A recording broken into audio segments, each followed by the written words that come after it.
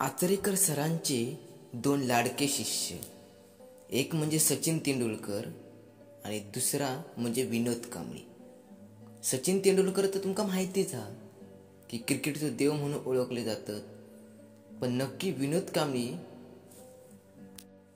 यांच्या करिअरचा काय झाला तर जाणून घेऊया या व्हिडिओच्या माध्यमातून।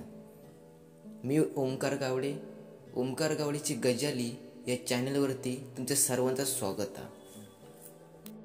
विनोद कांबळी म्हणजे आताच्या पिढीत पडलेलो नेमको माणूसच कोण? सोशल मीडियावरती तर भरपूर ॲडव्हर्टाईज आहेत त्यांचे, भरपूर चर्चा होतात त्यांची, ते नक्की माणूस कोण?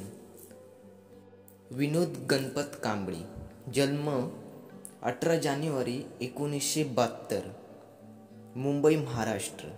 त्यांचं मूळ गाव रत्नागिरी। हे एक भारताचे माजी क्रिकेटपटू म्हणून ओळखले जात होते। टीम इंडियाचो खंबीर फलंदाज म्हणून त्यांची खूप ओळख होती। आणि ह्या पण एक सांगता येतं की त्यांची जी फलंदाजी सचिन तेंडुलकर पेक्षाही दमदार होती। विनोद कांबळी हे भारताचे स्टार म्हणून ओळखले जाऊ लागले, म्हणजे त्यावेळी क्रिकेटचा देव म्हणून ओळखले जाणारे सचिन तेंडुलकर सोबत ते बालपणीचे मित्र, म्हणजे शाळेत सुद्धा वर्गमित्र होते। भारतासाठी विनोद कांबळी यांनी 1991 मध्ये शारजात पाकिस्तान विरुद्धच्या एकदिवसीय सामन्यात पदार्पण केल्याने, तसाच त्यांनी 17 कसोटी सामन्यात 1080 धावा केल्याने, त्यात त्यांनी 2 द्विशतका, 4 शतका आणि 3 अर्धशतका यांचा समावेश असा।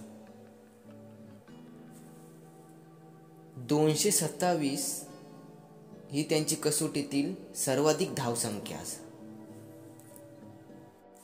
तसाच विनोद कांबळी यांनी 4 वनडे सामन्यात 2477 धावा केल्याने, त्यात त्यांनी 2 शतका आणि 19 अर्धशतका, तर 106 ही त्यांची सर्वात धावसंख्या होती। तर या विनोद कांबळी 2013 मध्ये हृदयविकाराचा मोठा झटको येलो। त्यात एका पोलीस अधिकाऱ्याने त्यांना डॉक्टरकडे नेऊन त्यांचा जीव वाचवल्याने त्यात ते सावरले होते। तसाच त्यांना हळूहळू व्यसनाची सुद्धा सवय लागली, त्यात त्यांची प्रकृती खूपच अधिक खालवत गेली। असा म्हटला जाता की विनोद कांबळी यांची 2 लग्न झाली, तर नेमक्या यांचा काय झाला की दोन्हीही डिवोर्स झाले। तर पहिली जी बायको होती ती त्यांची पुण्याची होती आणि दुसरी ख्रिश्चन होती। तर कालांतराने त्यांनी ख्रिश्चन धर्म सुद्धा स्वीकारल्याने डिवोर्स झाल्यानंतर त्यांना व्यसनाची सुद्धा सवय झाली। आणि तुमका तर माहितीच आहे, एकदा व्यसन लागला की ते मनुष्याचो जीव पण गमुक पाठीपुढे येऊचो नाही। असाच त्या माणसाचा करिअर हळूहळू संपत गेला।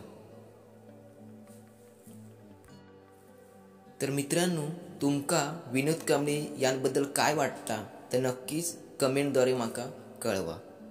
धन्यवाद।